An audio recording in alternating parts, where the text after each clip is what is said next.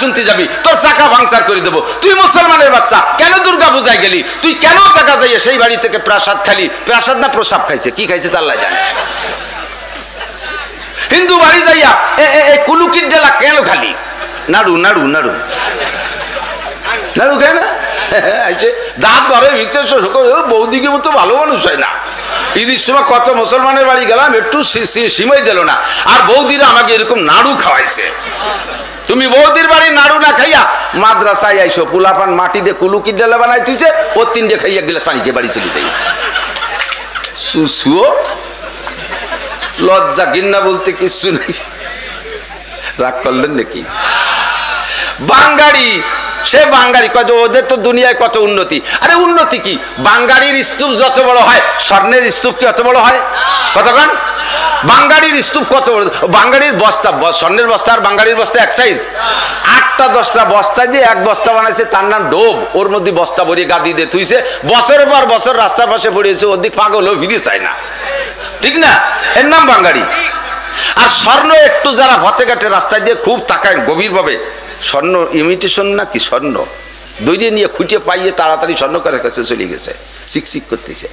একটুকু নিয়ে তার আলাদা একটা মর্যাদা। ও বস্তা ভরা থাকে না, মোমেন বস্তা ভরা থাকে না, মোমেনের পরিমাণ কম হবে, শকর কর্নেওয়ালা কম হবে। দেখবেন ভালো কাজ, কোরআন শরীফের ভিতরে আয়াত পড়বেন, যত ভালো, যত ভালোর ব্যাপারে আল্লাহ তাআলা কম বলছে, কলিলুম মিন ইবাদিয়াশ শাকুর কলিলাম মা তাযাক্কারুন কলিলাম মা তুমিনুন কলিলাম মা তুমিনুন। ইমানদারের সংখ্যা কম হবে, কলিলাম মা তাযাক্কারুন। উপদেশ গ্রহণ করার কর্নেওয়ালার সংখ্যা কম হবে, কলিলাম মা তাশকুরুন কলিলাম মা তাশকুরুন। শকর কর্নেওয়ালার সংখ্যা কম হবে, আর না শকর কর্নেওয়ালার সংখ্যা বেশি হবে, বেঈমানের সংখ্যা বেশি হবে, কাফেরের সংখ্যা বেশি হবে। আর বেশি হইছে বিলা উরাই হক, আর আমরা কম বিদায় না হক। এটা কেমন হবে যে বাঙালির বস্তা বড় বস্তা দিকে তারে আপনি দামি মনে করবেন, স্বর্ণের পলিতে স্বর্ণের ব্যাগটা ছোট্ট মনে করে তারে আপনি কম দামি মনে করবেন। আপনি যেমন বোকা, ও জায়গা আপনি এরকম বোকা। কথা বলেন ঠিক ঠিক না? আমরা পরিমাণে কম, আমরা ছোট হলেও আমরাই হক, আমরাই আসল। বলেন আলহামদুলিল্লাহ। আপনার ধর্মের উপরে আপনি খুশি না বেজার? ইসলাম ধর্মের উপরে খুশি না বেজার? মুসলমান হইয়েই মাইডা খাইছি, তুমি হিন্দু হয়ে যাও, যাও খ্রিস্টান হয়ে যাও, গ্রিন কার্ড দিয়ে আমেরিকা নিয়ে তোমার সিটিজেন বানাই দেবে। বুঝবা চক্ষু বন্ধ করলে। ফাসাউফা তারা ইযান কাশাফাল গুবারু আফারাসুন তাহতা রিজলিকা আম হিমারু। ফাসাউফা তারা ইযান কাশাফাল গুবারু আফারাসুন তাহতা রিজলিকা আম হিমারু। দুনিয়ায় থাকতে তুমি বুঝতেছো না ঘোড়ার পিঠে বসা না গাধার পিঠে বসা। চক্ষু বন্ধ করার পরে তুমি বুঝবা ঘোড়ার পিঠে বসা আছো না গাধার পিঠে বসা আছো। আরে দুনিয়ায় থাইকা দুনিয়াদাররা এভাবে সাটকি চাটান গল্প মারতে পারে, তারা আত্মগর্ব আত্মগৌরব করতেই পারে। ওগুলো সব প্রমাণ হবে চক্ষু বন্ধ করে কবরে যাওয়ার পরে। কথা কোন ঠিক না? মরার পরে 1 নম্বর রিমান্ড হলো কবর। ওই রিমান্ডে ওই হাজতখানায় বইসা যখন 14 মনে গুরজুর বাড়ি খাবা, সেই সময় চিৎকার মেরে বলবা, কি বলবা? আল্লাহ বুঝি নাই যে তুমি আল্লাহই হক। রব্বানা আবসারনা ওয়া সামি'না ফারজি'না না'মাল সালিহান ইন্না মুকিনুন। দুনিয়ায় থাকতে বুঝি নাই, ওলামায়ে কেরামরা চিৎকার মারছে, নবী রাসূলুল্লাহ কালেমার দাওয়াত দিয়েছে, এ কথা দুনিয়ায় থাকতে বুঝতে পারি নাই। কবরে আযাব হবে এটা বিশ্বাস করতে পারি নাই। মনে করছিলাম যে মাটি মারা যাব তো মরা পর্যন্ত শেষ, এখন তো দেখি সব আছে। আর একটা বার সুযোগ দাও। রব্বানা আবসারনা ওয়া সামি'না, সব দেখতেছি আর শুনতেছি। ফারজি'না না'মাল সালিহান, আর একটা বার দুনিয়ায় পাঠিয়ে দাও, নেক আমল করব। একটা বার নেক আমল ছাড়বো না, নামাজ ছাড়বো না, রোজা ছাড়বো না, যা বলছে শরীয়তে সব মানবো। না'মাল সালিহা। আল্লাহ পাক বলবেন কাল্লা, আর হবে না। রব্বানা আখরিজনা মিনহা ফাইন উদনা ফাইন্না জালিমুন। 10 দিন পূর্বে কবরে যাইয়া, হে মুসলমান, মুসলমান হওয়ার পরে তুমি ইসলামকে ভালোবাসো না, তুমি মুসলমানদের কালচার পছন্দ করো, তাদের সবকিছু তোমার ভালো লাগে। তুমিও মনে রাখো, যেদিন ধরা পড়বা কবরে সেদিন বলবা রব্বানা আখরিজনা মিনহা ফাইন উদনা ফাইন্না জালিমুন। আল্লাহ আরেকটা বার দুনিয়ায় পাঠিয়ে দাও, আরেকটা বার দুনিয়ায় পাঠিয়ে দাও। ফাইন উদনা ফাইন্না জালিমুন, যে অন্যায়ের কারণে অ্যারেস্ট হয়েছি, এই অন্যায় যদি আর একবার কোনোদিন করি, তাহলে সেদিন জালেম সাব্যস্ত করে যে বিচার করবা, আর কোনো আপিল করব না, আর কোনো কথা বলবো না। আল্লাহ বলবেন, কি বলবেন জানেন? ইকসাউ ফিহা, এদিক ইকসাউ ফিহা, পড়ে থাকের মধ্যে অপমানজনক ভাবে পড়ে থাক। ইকসাউ ফিহা ওয়ালা তুকাল্লিমুন, আমার সাথে কোনো কথাই হবে না। ভাই ওই কালে যাইয়া আল্লাহ যদি আমার সাথে কথা হবে না, তাহলে কি আর কারো জাকাত দরবারে যে কথা বলার জায়গা আছে? আল্লাহ বলবি ইকসাউ ফিহা, পড়ে থাক এর মধ্যে, ওয়ালা তুকাল্লিমুন, আমার সাথে কথা বলবি না। সাথে আল্লাহ কোটা দেবে, আলাম ইয়াতিকুম নাজির, হে মুসলমান, আলাম ইয়াতিকুম নাজির, তোমাদের কাছে কি ভীতি প্রদর্শক যায় নাই? বক্তারা যায় নাই? তাবলীগ ওয়ালা যায় নাই? জুমার দিনে ইমাম সাহেব কি মসজিদে বলে নাই আলাম ইয়াতিকুম নাজির? খতিবরা বক্তারা কি বয়ান এগুলো বলে নাই আলাম ইয়াতিকুম নাজির?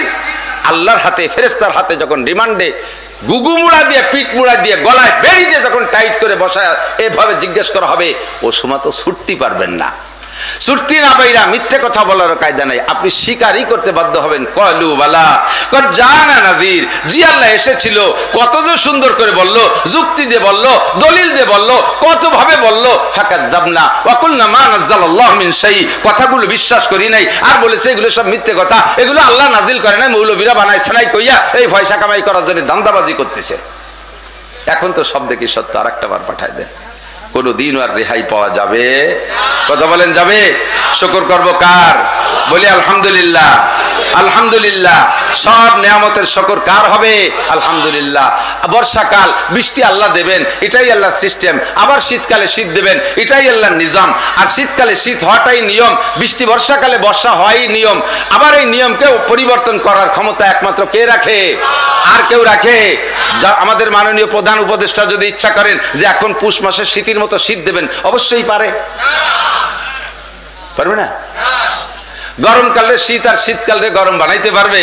প্রচন্ড বৃষ্টির দরকার। আমাদের উপদেষ্টা মন্ডলী যারা আছে, আমরাও সাথে যারা আন্দোলন করেছি, সবাই সম্মিলিতভাবে চেষ্টা করে কি এক চাক মেঘ বানাইতে পারবো? কিছুই পারবো না। তো খালি খালি আল্লাহর সিদ্ধান্তের সাথে বিরোধিতা করবো কে? যদি বৃষ্টি হয় তাহলেও বলবো আলহামদুলিল্লাহ। কথা কন না? এক বুজুর্গ, এক পীর সাহেব ঝড় ছাড়ছে ওনার বাড়ির পাশে, জম্মের বেগে ঝড়, 300 কিলোমিটার বেগে ঝড়, ঝড়ে ঘর পড়ে পড়ে বাপ। এখন দোয়া কালাম যা ছিল সব পড়া শেষ, তবুও ঘর এলি যাচ্ছে। এখন পীর সাহেবের স্ত্রী বলতেছে একটু বাইরে যাইয়ে দুই পেলা বাদান, ফিন্নে বাদান, ঠিন্নু বাদান, এ ঘর তো পড়িয়ে গেল, দোয়া কালাম এনে কুলোচ্ছে না। তো পীর সাহেব বাইরে বেরোইয়া বাঁশ দুইখান নিয়ে ফিন্নে বাঁধাবে, ঝড় আলো দক্ষিণে, তাহলে পেলা বাঁধাতে হবে উত্তর দিক দিয়ে না, পীর সাহেব সেই দক্ষিণ দিক দিয়ে ফেলা বাঁধাইছে। বাদায় চিয়ে ঘরে আইছে, মহিলা কইতেছে তুমি পীর হয়ে কি এরই বলো দিয়ে গেছো নাকি? জ্বরও যেদিকের পেলা হয় সেদিকের বাদাতে উল্টো দিক। তো পীর সাহেব বলতেছে আরে বলদ, এই জ্বর দেশে আল্লাহ, যদি আমার গল ফেলানোর সিদ্ধান্ত আল্লাহ নিয়েই থাকে তাহলে আমি 1000 খানিক পেলা বেঁধে ঠেয়াতে পারবো? তো যদি উল্টো ভাষায় ফেলা বাঁধায় তাহলে আল্লাহর সাথে বিরোধিতা করা হবে, আর আল্লাহর সাথে বিরোধিতা করে কেউ কোনোদিন টিকতে পারেনি। কাজে আমি আল্লাহর পক্ষেই থাই, গর্ব লিও বলুক থাকলেও থাক, আল্লাহ যেদিকে থেকে জ্বর দিয়েছে আমি ফেলা হচ্ছে আল্লাহর দলে তাই। সুখের সময় আলহামদুলিল্লাহ বলেন আলহামদুলিল্লাহ, দুঃখেও আলহামদুলিল্লাহ। দুঃখের পর তো আমি বিরোধিতা করে কুল পাচ্ছি না, বলবো আলহামদুলিল্লাহ। ইমানের পরিচয়, এদিক তাকান। ইমানদার, ফ্রেশ সলিড ইমানদার আপনাকে আপনি অনুভব করতে পারবেন কখন? সর্বহালাতে যখন শুকর আদায় করতে পারবেন। দুঃখেও আলহামদুলিল্লাহ, সুখেও আলহামদুলিল্লাহ। অনেকে আছে প্রশংসা, এদিক তাকান, আমার দিক তাকান, খেয়াল করেন, শুনতেছেন তো? আমরা হুজুররা বিশেষ করে একজনের নাম জিজ্ঞেস করলি, ভাই আপনার নাম কি? আমার নাম নাচিজ আব্দুর রহমান। আপনি কে? আমি গুনাগার আব্দুল খালেক। কতি শুনছেন না এরকম? আমি গুনাগার আব্দুল খালেক। এই আমি গুনাগার আব্দুল খালেক বলি যে পরিচয় দিচ্ছ, তাহলে তোমার নামের সাথে নিজে গুনাগার শব্দটা লাগাই বলতেছো। এই কথাটা মনেতে বলতেছো না, তুমি বানাউট করে বলতেছো, প্রমাণ হবে সামনে 8-এর দিন। 8-এর মধ্যে যাইয়া একজনের যদি দূরিত্বে ডাক দেয়, এ গুনাগার আব্দুল খালেক, এ গুনাগার আব্দুল খালেক, দেখবেন যে চোখ লাল হয়ে গেছে, মিজাজ গরম হয়ে গেছে। এ নাসির শামসুল হক, এ নাসির শামসুল হক, এই করে যদি ডাক দেন, যারা বোঝে আর কি, নাচিজ মানে আমি কিছুই না। তাহলে সেদিন তুমি নিজেই বললে আমি নাচিজ আব্দুর রহমান, আমি গুনাগার আব্দুল খালেক। আজকে সেই কথা আমি বললে তুমি রাগাও কে? তোমার মুখখান পুড়িয়ে গেল কে? বোঝা যায় যে এটা তোমার বানাউট উপাধি, নিজে নিজে বানাইছো, নিজের নিজে আরো ফুটোনোর জন্য। এই গুনাগার মানে আমি নেককার, গুনাগার মানে আমি নেককার, নাসিজ মানে আমি কিছু চিজ। নামের সাথে অত বারেন্দা লাগানোর দরকার নাই। নামের সাথে বারেন্দা। আমরা বক্তার এই আমার নামে যুক্তিবাদী দেয়, আল্লাহর কসম আমার বয়ানে শুনে থাকবেন, আমি কত ভাবে যুক্তিবাদীর প্রতিবাদ করছি যে যুক্তিবাদী, আসল যুক্তিবাদী হলো শয়তান, আর সে যুক্তি দিয়ে সে বাঁচতে পারে নাই, এই জন্য শয়তানের যুক্তিবাদী শব্দটা আমার সাথে আমার ভালো লাগে না। কিন্তু কে যে কবে উঠে গিয়ে খাতায় লেখা শুরু করে দিতে আমি ঠেয়াতেই পারলাম না। বুলবুলি, ফুলকুলি, এটা ওটা সেটা কত কাজে লাগায়, নামের এত বারেন্দার দরকার কি? এই বারেন্দা লাগানিটাই হলো রিয়ার আলামত, মানে নিজেকে নিজে ছোট মুখে প্রকাশ করা হলেও আসলে এটা মুখে অন্তরের কথা না, এটা হলো মুখের কথা। নিজেকে নিজে গুনাহগার দাবি করা এটা বলারই দরকার নাই। আমার নামটা আমি বলে দিলাম, আমার নামটা আমি বলে দিলাম। আমি সর্ব হালাতে একই হালাতে থাকবো, প্রশংসা করলেও আমার যে হালাত, আমার বদনাম করলেও সেই হালাত, তাহলে বুঝবেন আপনি ইমানদার। কথা বলেন ঠিক না? শোক ভালো কিছু হলেও তাতেও আলহামদুলিল্লাহ, বিপক্ষে চলে গেলেও আলহামদুলিল্লাহ। তো বাহারহাল আল্লাহ পাক আজকে যে অবস্থায় রাখছে, অবস্থার পর আমরা খুশি না বেজার? বলি আলহামদুলিল্লাহ, বলি আলহামদুলিল্লাহ। আমি আপনাদের সকলের কাছে জানতে চাই, সিজনালি কথা থাকে, মাদ্রাসার কথা মাদ্রাসায় বলা লাগে। আমি যত ভালো ওয়াজ করি, শেষমেশ যদি হুজুরকে মসজিদের জন্য কয়টা টাকা কালেকশন না দিই, হুজুররা আমার পর সন্তুষ্ট থাকবে না গাড়িতে। সারা রাত ভালো আপনারা বসে থাকবেন, সবাই তৃপ্তি পাবেন, কিন্তু টাকা উঠোই না দিলে উন্ডাও খুশি। তবে সে টাকা উঠোনে উঠি শেষ, নিশ্চিন্তে বসে থাকেন, এক টাকাও মাদ্রাসায় কেউ দেবেন না, যা দেশেন দেশেন, ঠিক আছে? তো বসে থাকবেন, নড়াচড়ার দরকার নাই, ভয় নাই, কোনো টেনশন নাই। তবে জিজ্ঞাসা করতে চাই, আপনারা কি সুখে থাকতে চান না অসুখে থাকতে চান? শান্তি চান না অশান্তি চান? শান্তি চান তো? সত্যি শান্তি চান? আমিও শান্তি চাই। আল্লাহ পাকও শান্তি চাওয়া শিখাই দিয়েছে। তোমরা দোয়া মুনাজাতের মধ্যে দোয়া করবা, রব্বানা পড়বেন, রব্বানা আতিনা ফিদ দুনিয়া হাসানা ওয়া ফিল আখিরাতি হাসানা ওয়া কিনা আযাবান নার। আল্লামা জালালউদ্দিন রুমি রাহমাতুল্লাহ আলাইহি আয়াতের তরজমা দিয়ে শের লেখেন, আতিনা ফি দারে দুনিয়া না হাসান, আতিনা ফি দারে দুনিয়া না হাসান, আতিনা ফি দারে উকবা না হাসান। আল্লাহ দুনিয়াও শান্তি চাই, আখিরাতেও শান্তি চাই। দুনিয়াও কান্তি চাই না, আখিরাতেও কান্তি চাই না। দুনিয়ার সুখ শান্তি আমি চাই, দুনিয়া হাসি খুশিতে থাকতে চাই, আখিরাতে আমি সুখে শান্তিতে থাকতে চাই, কোন জগতে আমি অশান্তি চাই না। কথা বলুন ঠিক ঠিক না? আল্লাহ দুনিয়াও আমাদের জন্য, আখিরাতও আমাদের জন্য। হারগুলের রঙ বুয়ে দে গারাজ, প্রত্যেক ফুলের রং আর গ্রান আলাদা। খুব মজা, এদিক তাকান, প্রত্যেক ফুলের রং আর গ্রান আলাদা। হযরত আবু বকরের স্বভাব একরকম ছিল, হযরত ওমরের স্বভাব আর এক রকম ছিল, উসমানের স্বভাব আর এক রকম ছিল, আলীর স্বভাব আর এক রকম ছিল। সামান্য সামান্য পার্থক্যর দিক দিয়ে, এই জন্য তো 4 জনের 4 class. Number 1 Abu Bakr, roll number 2 Omar, roll number 3 Usman, roll number 4 Ali. এই 4 জনের 4 জনকে জান্নাতি না জাহান্নামী? জাহান্নামী না জান্নাতি? যার প্রশংসা করা শুরু করব, মনে করবেন যে উনি সবচাইতে বড়। সিরাতের কিতাব, তারিখের কিতাব, ইতিহাসের কিতাবের ভিতরে ঢুকলে আবু বকরের জিন্দেগি যখন পড়া শুরু করি, মনে হয় যেন বাকি কয়জনের নামে আর কিছুই থাকলো না। এক একজনকে আল্লাহ তাআলা এক এক দিক দিয়ে আগায় দিয়েছে। আরহামু উম্মতি, নবী পাক নিজেই বলেন, আরহামু উম্মতি বি উম্মতি আবু বকর। আমার উম্মতের উপরে সবচাইতে রহম দিল, দয়াবান, নরম দিল, উম্মতের উপরে মায়াবী মানুষটা, সবচাইতে শ্রেষ্ঠ মায়াওয়ালা মানুষটা আবু বকর। এরপরে ওমর সম্পর্কে, ওয়াসাদুহুম ফি আমরিল্লাহি ওমর, আমার ওমর শরীয়তের বিধানের ব্যাপারে সবচাইতে কঠোর। তাহলে এই কথা দ্বারা কি বোঝেন? যে আবু বকর সবচাইতে রহম দিল, তাহলে ওমরের মধ্যে কি রহম একটু ছিল না? একদিক দিয়ে আবু বকরের ভিতরে বেশি। আবার আসাদুম ফি আমরিল্লাহি ওমর, শরীয়তের বিধানকে বাস্তবায়ন করার দিক দিয়ে ওমরের চাইতে কঠোর কেউ না। তাই বলে কি হযরত আবু বকর সবকিছু অনুমতি দিয়েছে? না, তোমরা মদ খাতি মনে চাচ্ছে একটু খাইয়ে আসোগে, গাজার ব্যবসা করতে মনে চাচ্ছে একটু করোগে, যাও একটু পোস্টকার্টার দিয়ে একটা গুল্লি দিয়ে আসোগে, পরে আমি দেখবানি, এই কইছেন একটু উন্নতি। একদিক ওনার মধ্যে একটু বেশি, তাই না? ও হায়ান উসমান, আর সব সাহাবাদের ভিতরে সবচাইতে বেশি লজ্জাশীল ছিলেন হযরত উসমান। হ্যাঁ, হুজুর আলাইহিস সালাতু ওয়াস সালাম এক জায়গা ইন্দারা কূপের মধ্যে পাও ঝুলাই দিয়ে বসে রয়েছে। এদিকে খেয়াল করেন, একা একা ইন্দারা কূপের মধ্যে পাও ঝুলাই দিয়ে বসছে।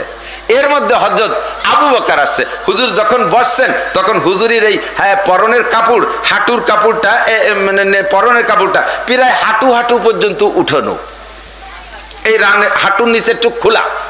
আবু বকর আসছে, হুজুর বলেন দোস্ত বসেন, সে সময় ওইটুক খোলা। এরপরে ওমর আসছে, বলে শ্বশুর আপনিও বসেন। সেই ইন্দারার মধ্যে পাও জুলইতে উনরাও ও দুজনে বইছে। হুজুরের এই হাঁটুর নিচে যে কাপড় একটু খোলাই রয়েছে। এরপরে যখন উসমান আসছে, হুজুর তাড়াতাড়ি টানি টুনি লুঙ্গি দিয়ে সেই পা টাকনুর উপর পর্যন্ত সুন্নত পর্যন্ত লুঙ্গি টানিয়ে দিয়েছে। এরপরে একজন আবু বকর বলতেছে, হুজুর আমি আসলাম, ওমর আসলো, তাতে আপনি এই কাপড় সরালেন না। উসমান আসলে এই যে কাপড় টেনে দিলেন। হায়ান উসমানের হলো জম্মের লজ্জা, ও আমার হাঁটুর নিচের টুক দেখলেও আসতো না। তাই বলি কি এই দুজন বেহায়া?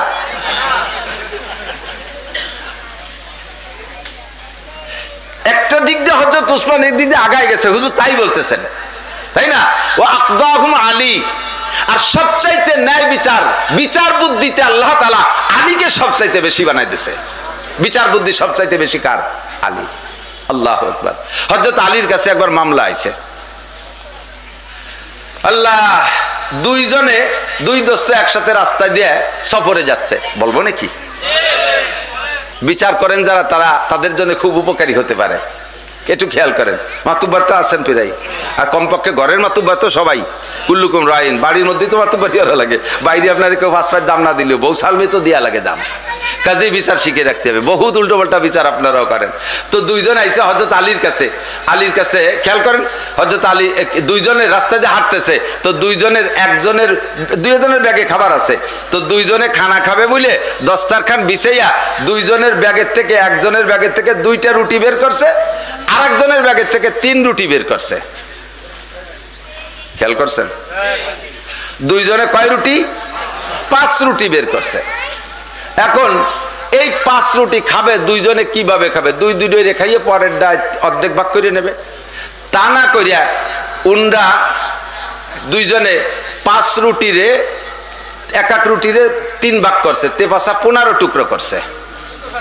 কয় টুকরা? 15 টুকরা করছে। এই 15 টুকরো করছে কেন?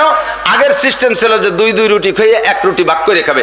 এর মধ্যে তৃতীয় আর একজন মেহমান এসে উপস্থিত হয়েছে। এখন চিন্তা হলো 3 জনে খাতি গেলি পরে 5 রুটিরে 3 ভাগ করবো কিভাবে? তা তো অসুবিধা হয় না। তাহলে এক রুটিরে 3 টুকরা করি, 15 টুকরা, 5 টুকরা করে 3 জনে খাবো। এই 3 রুটিরে 15 টুকরা করে বসে 3 জনে খাইছে, 5 টুকরা করে খাইছে।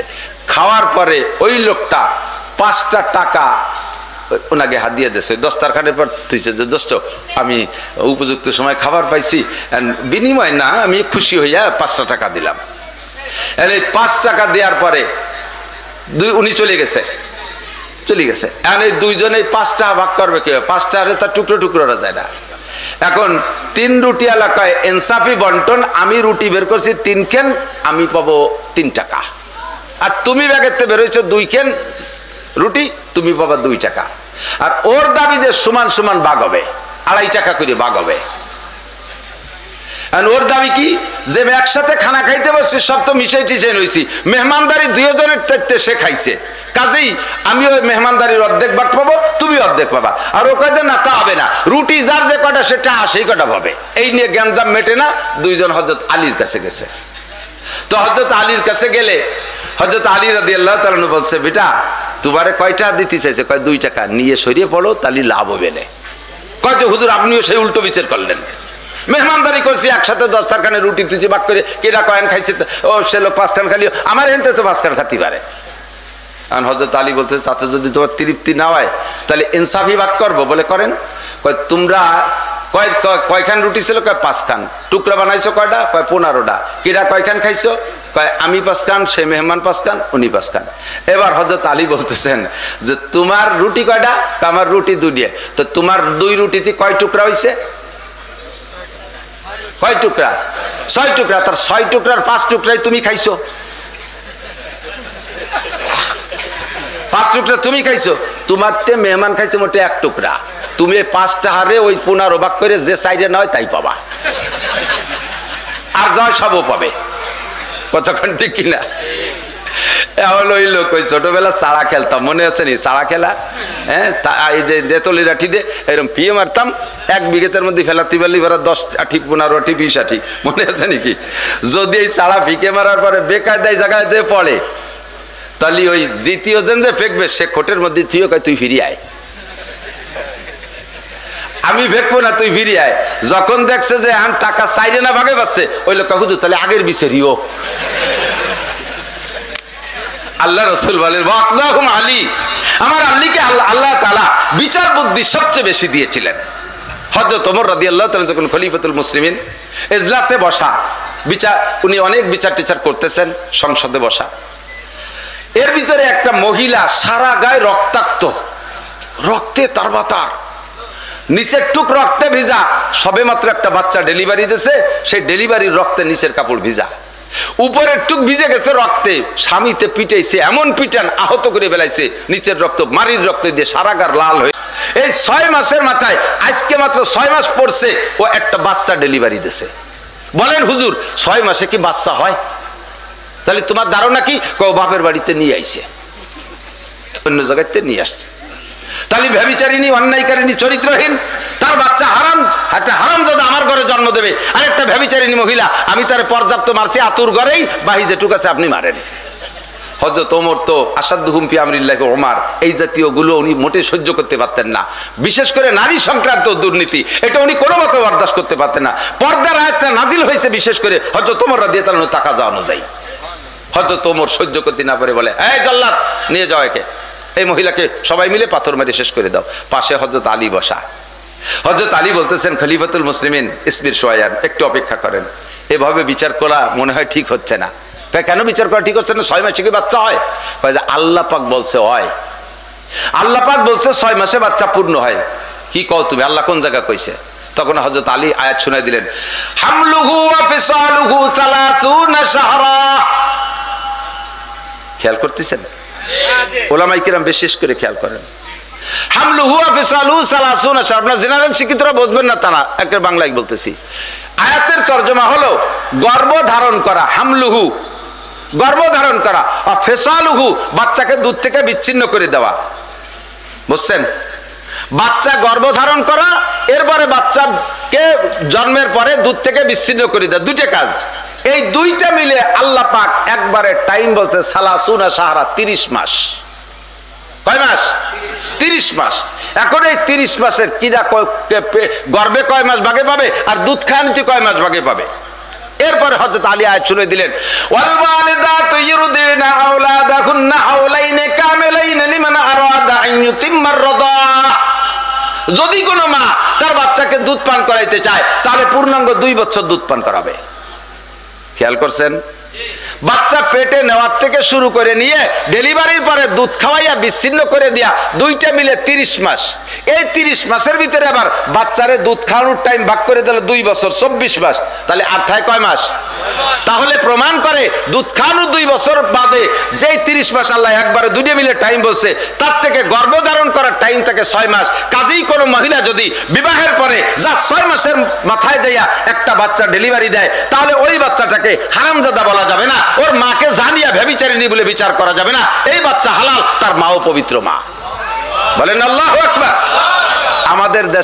আমাদের দেশের মানুষের সুফায় তো বাড়ি জোর, কিছু করতে না পারলেও কথাই দিয়ে মাইরি দিতে পারে। কোন মহিলা যদি বিবাহের পরে শ্বশুর বাড়ি আসার পরে 6 মাস পরে একটা বাচ্চা ডেলিভারি দেয়, তাহলে এমনিতে টিপা টিপি করে বুড়ি বুড়ি দাদি শাউড়ি নারী শাউড়িরা কি কয় জানেন? ওই তোর কি, আমি ওই দিয়েই প্রথম দিন বুঝছি, খালি হাতে আসি নেই, কিছু নিয়ে আইছে। আমি প্রথম দিন দিয়ে হিটের পাইছি, উনি ছিল সেই সময় জায়গা একসাথে। এই কথা বলার সাথে সাথে বুড়ি যদি উপযুক্ত সাক্ষী প্রমাণ পেশ না করতে পারে, ইসলামী স্টেট হইলে সামানিরা জালদা, এইরকম মিথ্যা অপবাদদাতা যারা হবে তাদের 80 ডুরা মারতে হবে, পাছায় তুলিয়ে 12 ভাষা চাবড়া চুলি বেলায় দিতে হবে। কথা কতি বললেই বাসো। আল্লাহ কইছে 6 মাসের মধ্যে বাচ্চা হলে বাচ্চা হালাল। এই কথার পর হযরত ওমর সাইফে গেছে, সাইফে যে কয় লাউলা আলিউল্লাহ লাহালাকা ওমর। আজকে যদি আলী আমার পাশে না থাকতো, তাহলে আমি ওমর ধ্বংস হয়ে যেতাম। আমি এই অন্যায় বিচার করছি, আল্লাহর কোরআনের বিচার খেলাপ করছি, কোরআনের খেলাপ বিচার করছি, এতে আমি ধ্বংস হয়ে যেতাম। একটা মানুষ হত্যার কারণে আমি জাহান্নামী হইতাম। আলী পাশে না থাকলে, এই জন্য হুজুর বলেন ও আকদাহুম আলী। যে কথা বলতে চাইছি যে এক একজনের এক এক গুণ, হারগুলেরা রঙ্গ বিয়ে দে গারাজ। হযরত আলী রাদিয়াল্লাহু তাআলা খানা খাইতেন একেবারে নরমাল। হযরত উসমান রাদিয়াল্লাহু তাআলা খানা খাইতেন খুব আলিশান। হযরত উসমান খানা খাইতেন খুব আলিশান। হযরত আলী খাইতেন একেবারে নরমাল, খেলাফত কাল তো আলাদা আলাদা। হযরত আলী যখন প্রেসিডেন্ট খলিফাতুল মুসলিমিন, ইরাক তো সেই সময় একটা প্রদেশ, ওই ওনাদের রাষ্ট্রের একটা প্রদেশ ইরাক, ইরাকে আসছেন। তো ইরাকের গভর্নর যে সাহাবা, উনি শুনছে খলিফাতুল মুসলিমিন আসবে, এই জন্যে খুব রাষ্ট্রে আলাদাভাবে সাজাইছে সবগুলো খুব সুন্দর করে। এরপরে হযরত আলী রাদিয়াল্লাহু আনহু আসছেন, আসার পরে জিজ্ঞেস করছে খলিফাতুল মুসলিমিন দুপুরবেলা কি খাবেন, লাঞ্চ হবে কি দিয়ে? উনি বললেন সেটা তোমার চিন্তা করা লাগবে না, আমার সাথে খানা আছে, প্রয়োজন হয় তুমি আমার সাথে দাওয়াত নিতে পারো। তখন খলিফাতুল মুসলিমিন নিষেধ করছে, তা আর তো বাড়া যাবে না, কথা বাড়াবাড়ি করা যাবে না। উনি আরো প্রাদেশিক গভর্নর, উনি আরো রাষ্ট্রের প্রধান, কাজেই উনি যখন বলছে যে খাবার আমার সাথে নিয়ে আসছি, এ জায়গাতে আর মাতুব্বারি করা যায় না। তো সাথে সাথে অফিস টফিস পরিদর্শন টর্শন সবকিছু শেষে দুপুরে জোহরের নামাজ পড়ে যান, খানা খাইতে পারছে, বাজারটার খাস রুমের ভিতরে চলো খানা খাই। খাদেম আছে একজন সাথে, কোনো পাইক পেয়াদা আর 5 খান 20 খান গাড়ি সামনে, পিছনে 20 খান, আমাদের দেশের নেতারা যেভাবে আসে আর কি। তোরণ লাগে কতদিন, ওই ঢাকা থেকে নিয়ে বাড়ি পর্যন্ত তোরণ লাগে, গেট লাগে, এরপরে সামনে 20 খান গাড়ি, পিছনে 20 খান গাড়ি, মাঝখানে এক কালারের কয়খান গাড়ি, তার ভিতরে কাঁচের গিলাস হলো কালো, ওর ভিতরে উনি পলাই থাকবে, কোনখানের মধ্যে নেতা আছে টের পাওয়া যাবে না। পুলিশই সামনে দিয়ে কু কু কু কু করতে করতে আসতে দাঁড়িয়ে থাকবে, রাস্তা সাফ করতে, আগে কম্পিউটার দিয়ে রাস্তা পরিষ্কার করে। হযরত আলী সৌদি মদিনা থেকে ইরাক গেছে, সাথে মাত্র একজন খাদেম, একটা গোলাম, কোনো কুক পার্টি নাই। 3 জনে খাইতে পারছে, গভর্নর, খাদেম আর আলী। এবার বলছে দরজা বন্ধ করে দিয়েছে, প্লেট আছে, জি প্লেট, 3টে প্লেটের ভিতরে পানি ঢাইলা ব্যাগের থেকে বেরোইছে শুকনো 3 দুগুনি 6 খান রুটি পানির মধ্যে ভিজাইছে। শূন্য রুটি তো না, ভিজাইলে তো চাবাই কুল পাওয়া যাবে না, ভিজাইছে। সাথে সাথে সাইড ডেরে খেজুর দিয়েছে, খেজুরের মধ্যে ভিজাইয়া খেজুরিটারে চটকাইয়া যখন খেজুরি পানিতে মিষ্টি হয়ে গেছে, রুটি মিঠে হয়ে গেছে, এরপরে কয় খান, আমরাও খাই। হযরত আলীও খাইলেন, গোলামও খাইলেন। গভর্নর খাচ্ছে আর চোখ দিয়ে পানি ছেড়ে দিয়েছে, আমার গভর্নরই শেষ। প্রেসিডেন্ট আইসে, সে তার ব্যাগেতে শূন্য রুটি ভিজে খায়, আমি এদেশের কি গভর্নরই করলাম, এ মনে আমারও পরীক্ষা করে শেষ করার জন্য আইছে। তো এবার গভর্নর খাচ্ছে আর কান্তিছে, খলিফাতুল মুসলিমিন আপনি এমন লজ্জা দিলেন, এমন কষ্ট, আপনি কষ্ট পাইলে আমি তার চেয়ে বেশি পাচ্ছি। ইরাকে সব কিছু পাওয়া যায়, আর ইরাক অনেক আগের থেকে খুব খুব কি বলা হয় সুসজ্জিত দেশ, এখানে সব কিছু পাওয়া যায়, আপনি একটু অনুমতি দিলে আমি কত আলিশান খানার ব্যবস্থা করতে পারতাম। হযরত আলী বলেন, গভর্নর তুমি এই ইরাকের খাবার খাওয়াবা, ইরাকের খাবারের ঘিরান আর এই মদিনার রুটির ঘিরান এক না। এই রুটি মদিনার আটা দিয়ে তৈরি করেছি, এই রুটি মদিনার আটা দিয়ে পানি দিয়ে এই রুটি সেনছি, আর মদিনার আগুন দিয়ে এই রুটি সেকে আনছি, মদিনার রোদ্রে শুকাইছি। যেই মদিনায় বিশ্বনবী মুহাম্মদ রাসূলুল্লাহ শুয়ে আছেন, এই রুটির মধ্যে মদিনাওয়ালার ঘিরান আছে, এই রুটির পানির মধ্যে মদিনাওয়ালার ঘিরান আছে, এই রুটির খেজুরের সাথে যেটা খেয়েছি, খেজুর খাইছি, তার মধ্যে মদিনাওয়ালার ঘিরান আছে। তোমার ইরাকের খাবারের ভিতরে ওই ঘিরান নাই, কাজে আমার শুকনো রুটিতে যে মজা, তোমার ইরাকের খানার মধ্যে আমি সে মজা পাবো না। খলিফাতুল মুসলিমিনের বক্তব্যে গভর্নর কাঁদতেছে। গভর্নর খেয়ে বলে, জিন্দেগিতে এত মজাদার খানা কোনোদিন খাই নেই। এ হলো হযরত আলীর সাধনা, একে বলে জুহুদ, দুনিয়া ত্যাগ। হযরত উসমান খানা খাইতেন 20 প্রকারের তরকারি নিয়ে, উনিও তো প্রেসিডেন্ট, কোন এলাকায় গেলে ওইভাবে 20-30 প্রকারের তরকারি নিয়ে যাইতেন। কেউ জিজ্ঞেস করলো যে আপনার আগে ওমর, তার পোশাকের অবস্থা এমন ছিল যে সিরা জামা গাইতে মসজিদে নববীতে খলিফাতুল মুসলিমিন সামনে 6 খান তালি, পিছনে 6 খান তালি, কোন তালি চামড়া দিয়ে দেওয়া, কোন তালি সিরা নেকড়া দিয়ে দেওয়া, এই জামা গাইতে খলিফাতুল মুসলিমিন নামাজ পড়ে, আর আপনি উসমান সেই স্থানে তার 3 নম্বর স্থানে বসলেন, আর আপনি এত খানা খান, ঘটনা কি? হযরত উসমান বলে, যে খাই নাই সেটা তার ব্যাপার, যে সিরা জামা পরছে সেটা তার ব্যাপার, আমি সিরা জামাও ভরতে পারবো না, আমি না খাইও থাকতে পারবো না। কারণ দুনিয়ায় আসমান থেকে খানা নাজিল হয়, দুনিয়ায় যত খাদ্য আসে কোত্থেকে? রিজিক আসে কোত্থেকে? আসমান থেকে। কুরআন শরীফের আয়াত, ওয়াফিস সামাই রিজকুকুম ওয়া মা তুআদুন,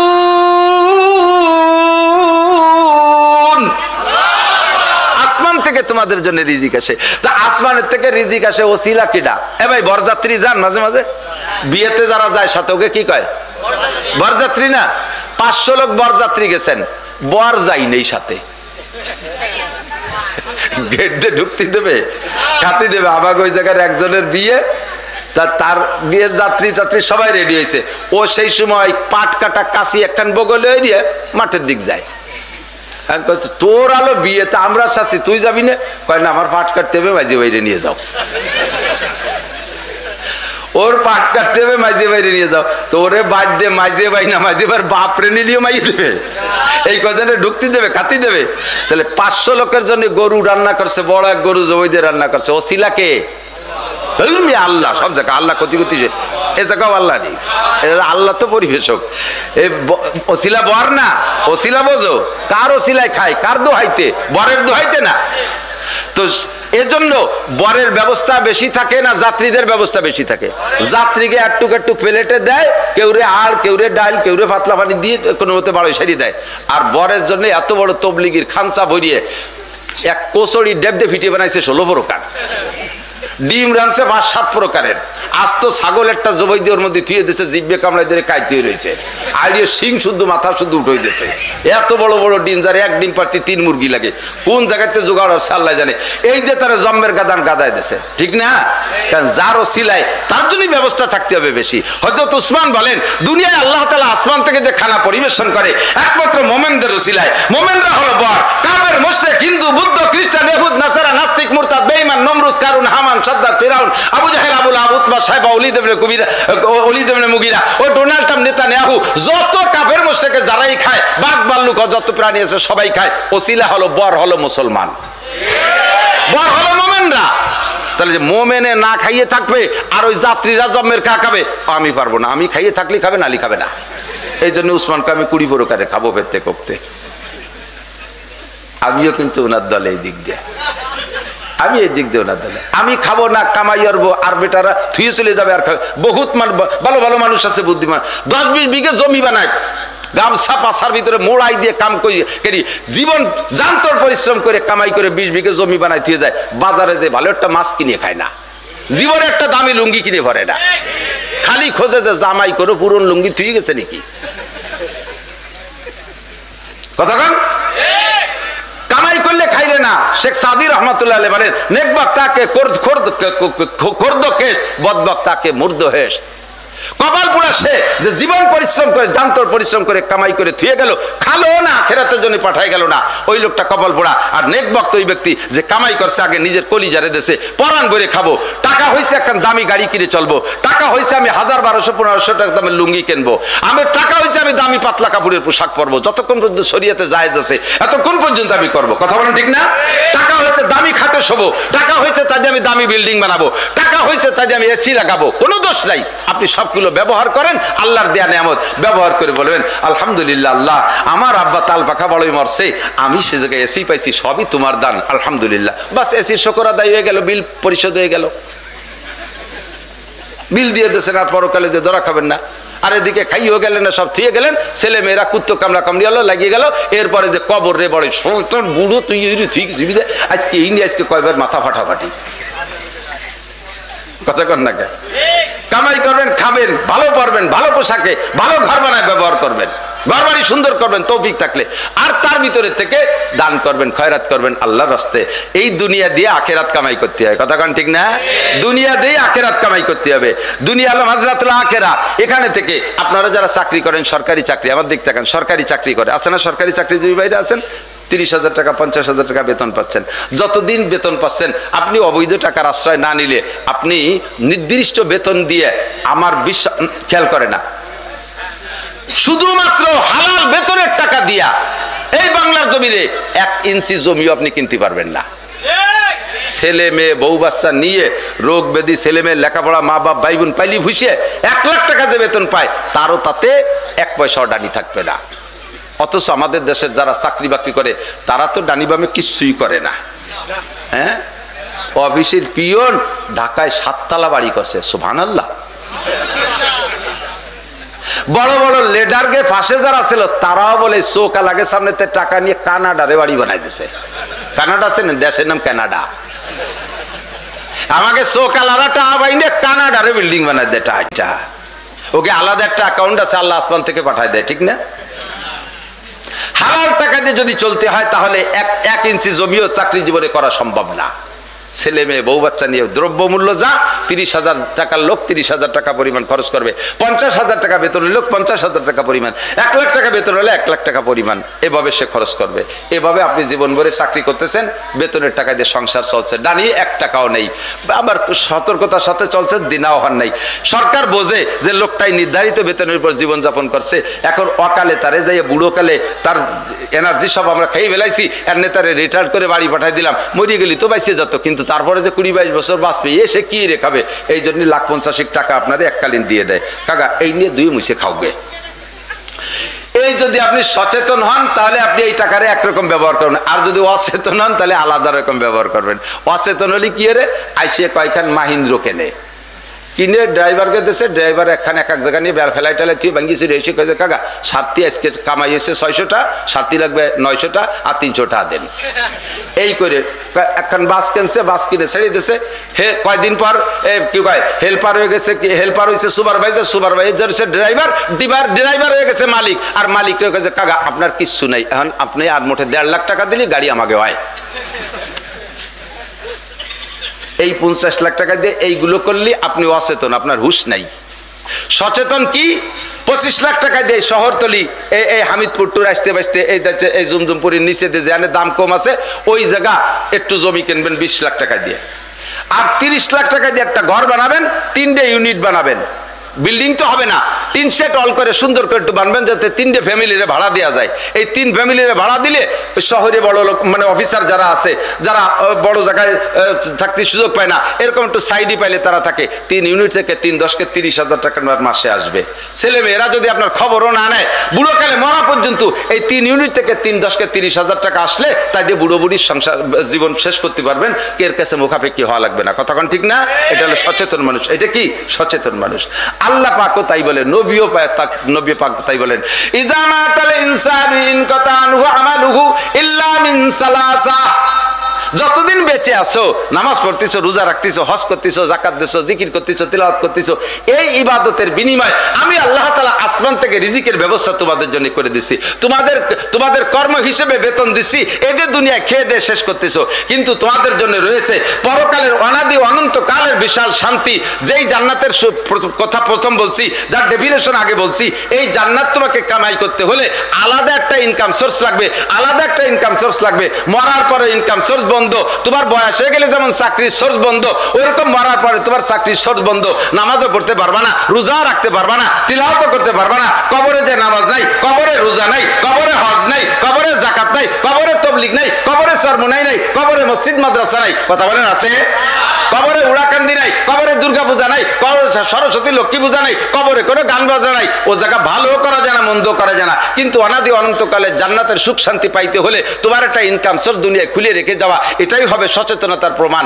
এই 3টে ইউনিট তোমার জন্য রেখেছি। 1 নম্বরে সদকা জারিয়া, 2 নম্বরে ইলমিন ইনতাফাউ বিহি, দ্বীনি ইলম শিখে রেখে যাওয়া, 3 নম্বরে আওলাদিন সালিহিন ইয়াদউলা, নেক সন্তান রেখে যাওয়া। এই 3টে ইউনিট থেকে তোমার আমলনামায় 10,000 করে টাকা আসতে তাহলে থাকবে, কবরে শুয়ে শুয়ে খাতি পারবা। কষ্ট পাইলেন?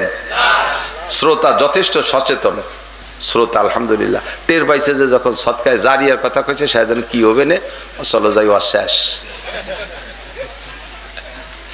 এই মাদ্রাসাটা হওয়াতে আপনারা খুশি না বেজার? আমি তো সেদিকে আজকে যাইনি, ছোট ছোট বাচ্চারা যা পারছে ওই ইন্টারভিউ এর ভিতরে নিলি বহুত বুড়ো শুয়ে পড়বেন বালিশ ছাড়া।